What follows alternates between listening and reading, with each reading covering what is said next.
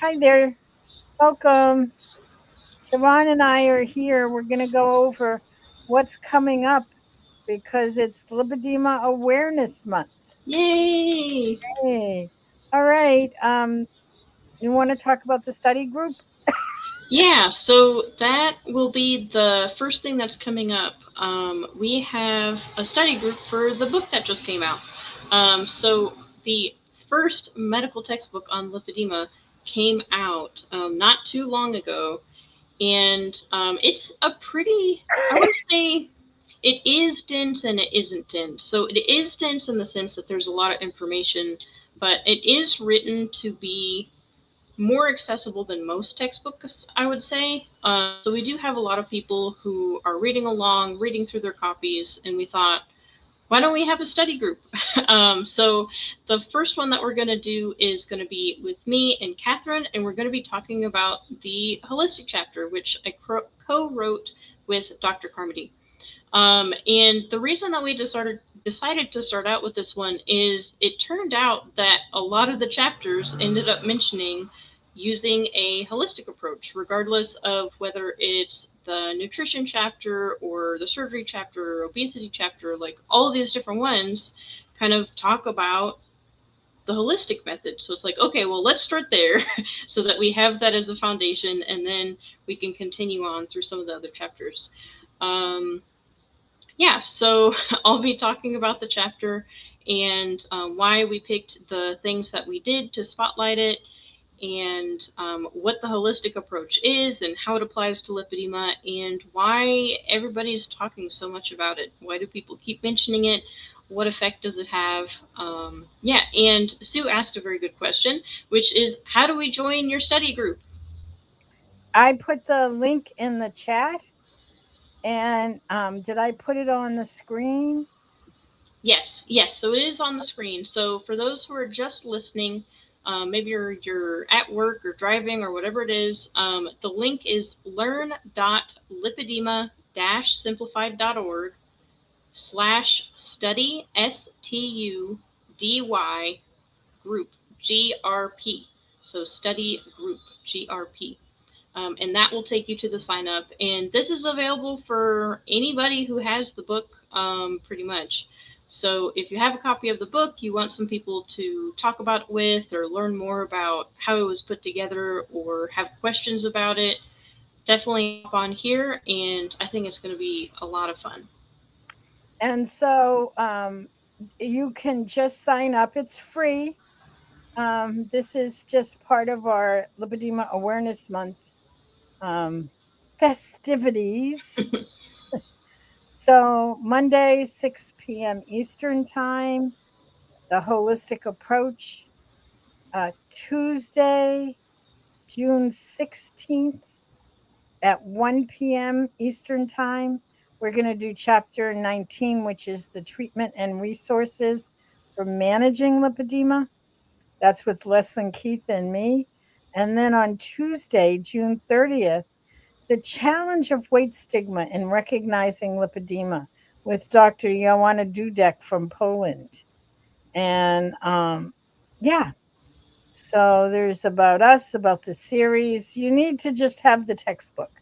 That's the only thing. You can have the textbook, um, the paperback version or the digital version, whichever is fine. You just need to have a copy of the book because we'll be talking directly about the chapter. Excellent. Yeah. And throughout this, I mean, one thing that's really cool is we'll be covering a lot of the core pieces of understanding lipedema, how to treat it, and then also, if a physician or something, if you have bought your physician a copy or if they already have a copy just because they were interested in it, definitely invite them along because these are some of the fundamental things to understand about lipedema if you have it or if you're interacting with somebody who has it. So, what's the approach we use? The weight stigma asset, what are the resources? And so, definitely come and join. And I think we'll have a very, very good discussion. Yeah, and also we have fun. Yeah, that's true. Yeah, That is always true. whenever we do any of this, it's not only about learning, though that's our primary underlying foundation, is that we always are learning, but we're also laughing and having a good time. Well, it goes towards our other purpose, which is connection with other people. So it's a lot easier to learn when you're having fun, and it's a lot easier to learn when you have some study buddies who you can ask, "Did you understand this part?" or "What's your thoughts on this part?" So I'm really looking forward to it. Yeah, me too. I think it'll be fun. Okay, the other thing we have is the medical go bag. And there's the link to it, but I'm going to take you to it in a moment. Okay. Okay. I'm heading there soon. I am on my way. Okay. So we are now looking at emergency preparedness for lipedema and lymphedema. So we have a series of free webinars. Can you guys hear the bird in the background? Yeah, I was just about to ask if that was a real bird or like an alarm sound or what. Yeah, can you hear it? Yeah, very, very clearly. Isn't it amazing? It's a Carolina wren. Oh, Um, okay. and this Carolina wren likes my house. She comes and she talks to me.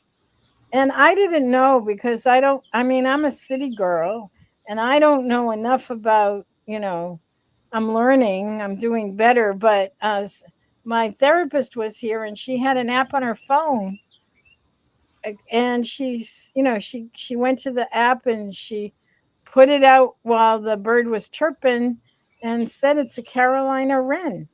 I'm I like, bet I know what that app was because I have it too. It's the Merlin app, yes, Merlin, yep, and it's a free app provided. I think it was developed by Cornell University, um, yes. and it'll record the bird sounds and tell you its best guess as to what it is and if it's likely to be in your area or not. I'll use it like when I'm out walking around at the nearby park or along the river walk, and I've like the cool thing is it gives you a picture of what it looks like. So then, like if you hear it, you could start looking for it, and then you'll be able to eventually identify it, which is very fun. Okay, you turn. I have to see this. I hope you guys don't mind Carolina wren because it sounds so beautiful. Oh, it's just a little baby. A little thing. Year round resident of the eastern United States.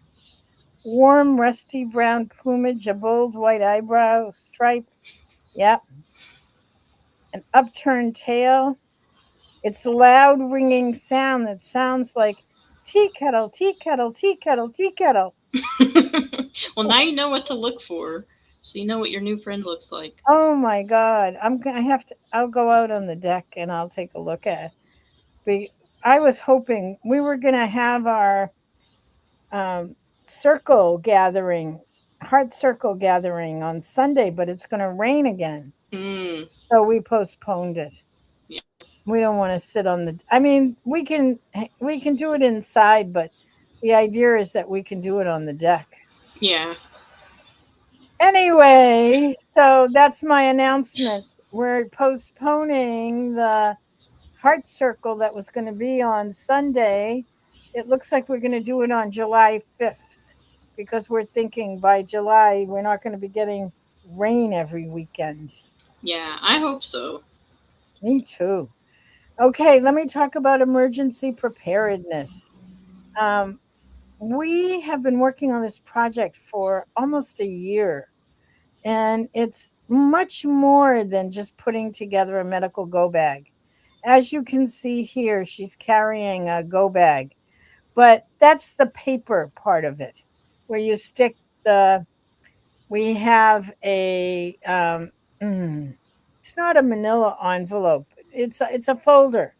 It's a folder, so you have on both sides. You have different documents, and you bring in what's needed. Here's the thing about emergency. Going to an emergency room is fascinating. So, I was very sick a couple of years ago, and I was in and out of the emergency room because I had developed a um, obstructed thoracic duct. I'm pointing. My thoracic duct is right here, and it was obstructed with debris. That's what they said at the hospital. You have debris obstructing your thoracic duct. Anyway, but it caused me to have lots of lymphatic stuff go on. And part of that was that I was having trouble breathing. So I was in and out of the emergency room like it was a rotating door. And the thing about an emergency room is that they are geared for emergencies.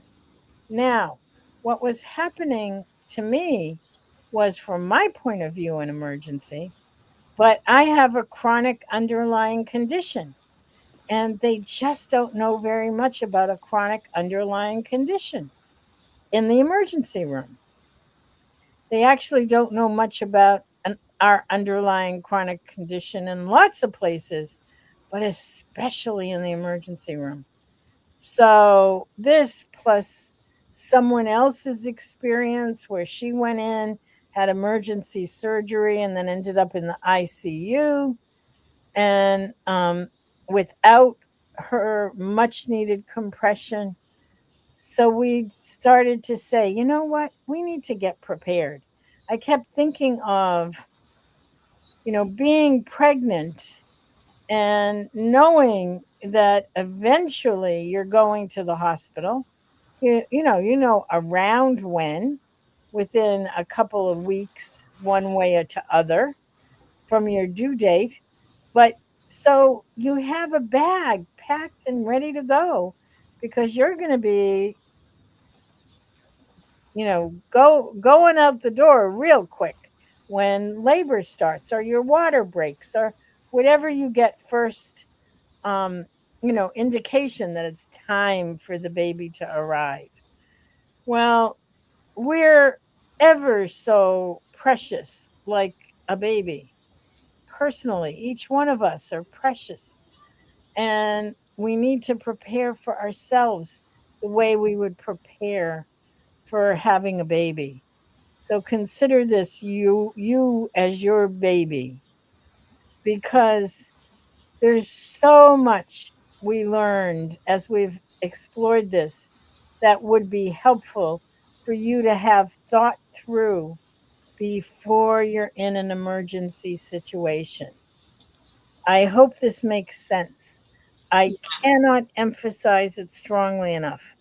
I And have I mean, the thing is, eventually something is going to happen, even if it's just like you need stitches because you dropped pruning shears on your toe or something. You're going to have to go in at some point, and if it ends up being that you have to stay for longer than you were hoping you would, you need to have this stuff on hand so that, I mean, at that point, you're probably not going to be in the headspace, and maybe if your partner or family member is there, they're not going to be in the headspace to know what to say, do this, don't do this, you're allergic to this kind of stuff.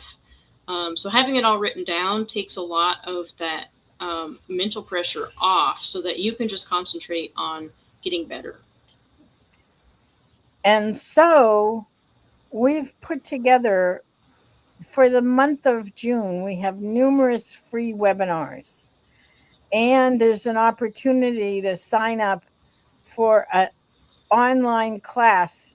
And this is the faculty, the team, really: Esther Gartner, Julie Stewart, myself, Kristen Wygan, Marsha Black, and Melissa Perrinson.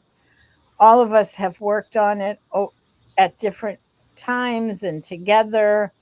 I have to say, Esther, who's on left, the far left hand, she's been the major lead in pulling us together. And there's information on us. But here are the dates that are left: Saturday, which is tomorrow at 3 p.m. And the reason why we have so many different days and times is we wanted to be able to accommodate all the different time zones. We have folks all over Europe and the UK and South Africa and Australia and New Zealand. So hopefully we've been able to manage to get to all the time zones. So Saturday, tomorrow, 3 p.m. All of these are in Eastern Daylight Time. Sunday, June 14th, again, 3 p.m. That tends to be a time that hits a lot of time zones. Monday, June 22nd, 1 p.m., and then Saturday, June 27th at 6 p.m. again. So do come. It's really easy. The the URL is in the chat, and you just will get. Hmm.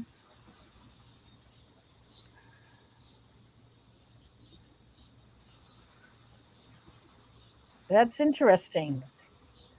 I'll get this fixed. Yeah, and some people in the chat said they had some issues with the sign up for the study group as well. So we'll get that taken care of. And if you did have any issues, you can reach out to support@lipedema-simplified.org, and we'll make sure once it's fixed, we send it over to you so that you can make sure to sign up. Oh, that's what it is. There's usually a way to sign up here, and it's missing. I'll let Isla know, and we'll get it fixed. Yeah. But do check back. Make sure you copy it. And I'm coming back to say have a great weekend. Yeah. What are you doing this weekend? I hadn't actually decided yet. I think I'm gonna go to the park again because I like walking around the woods and looking at the birds. Last time I saw a heron of some sort, which was exciting. Um, and then I think I'm gonna stop by the library because the library is pretty close over to there, and I haven't been over there yet, so I want to go check it out. Oh, that sounds good. I'm doing the webinar with Esther tomorrow afternoon. I was planning on being on the deck on Sunday, but we're supposed to get rain. So I'll figure out something else to do. I was looking forward. Barbara and Nora and Donna and Rosie. There were a bunch of ladies all coming, lipedema ladies. We have such a good time. We laugh a lot. Well, for some reason, when lipedema ladies get together, online or in person, there's never a lull. Well, everybody likes to talk, which is good. That's true. Yeah, it's nice to be around other people who not only know what you're going through, but also just in general care about you and are interested in you and want to spend time together.